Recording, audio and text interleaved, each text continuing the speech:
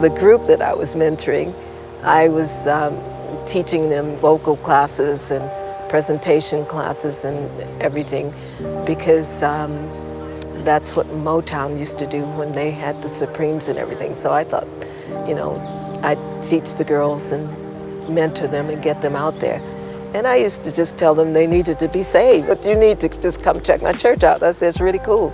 And so a couple of them came, and this was years ago, and they're still there. They're still there, and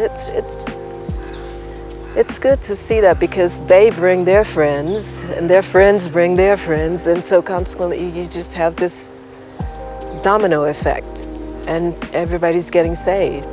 I'm Michael Brown, and I've been with Hillsong since the beginning here in London, yeah. The journey that I was on when I arrived in London is I was not particularly interested in God or church. I'm so thankful that this family friend of mine, she invested so much time into making sure I was okay, and chasing the idea of me just coming to church. Hey, why don't you come along? Why don't you come and hang out with our crew? I'm really thankful that she did that. I could tell they had a vested interest in me, and that made me want to come, and it made me feel accepted, especially as a university student in my first year. I was kind of like trying to find my people, and I don't know, those invites, they might not seem like much, like just a weekly text, but for me it kind of, I don't know, it showed me that there were people who were thinking about me and who wanted me in church.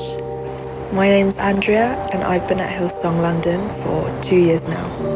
I was the one that was kind of lonely, and it was at the moment that I started attending church that I started to become, to really settle in London and to start really enjoying life here. So my name's Adrian Carter. I've been in Hillsong for 17 years now. I was first asked to visit back in October 2003, the Mermaid Theatre. A family friend of mine that invited me along to church. So I arrived as that one person that didn't know anybody. So now I found myself being that person, helping those people that were me, you know, that were new to London or new to church, and looking for some people to call family. Yeah, I was at the Freshers' Fair and I met a few people from Hillsong there. So we like exchanged details, and then I got a text inviting me to a pizza night. Well, obviously, free pizza, I had to be there, you know, first year student.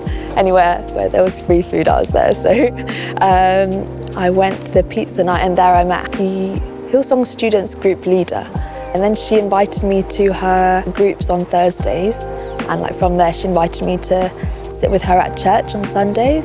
It's nice enjoying church and being there, but I think there comes a point where you need to step out and reach out to people, because that it's not only good for yourself and good for other people, but I think that's what God wants us to do.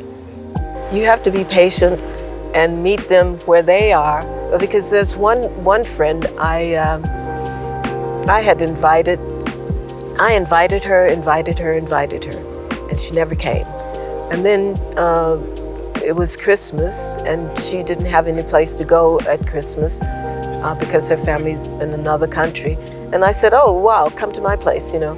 And she was like, but you don't really know me that well. You should be with your family. And I said, listen, come to my house for Christmas. I'm going to cook a lot of food. I'm going to have some friends over, and it's going to be cool. She came. The friends came and left, and she stayed on and stayed the night in my guest room and everything. And the next week, she came to church. So you just have to be patient and meet people where they, you know, where they are.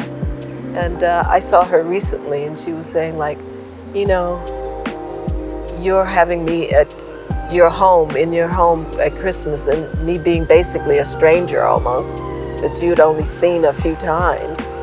She said, it meant so much to me. She says, and that's why I came to your church and got saved.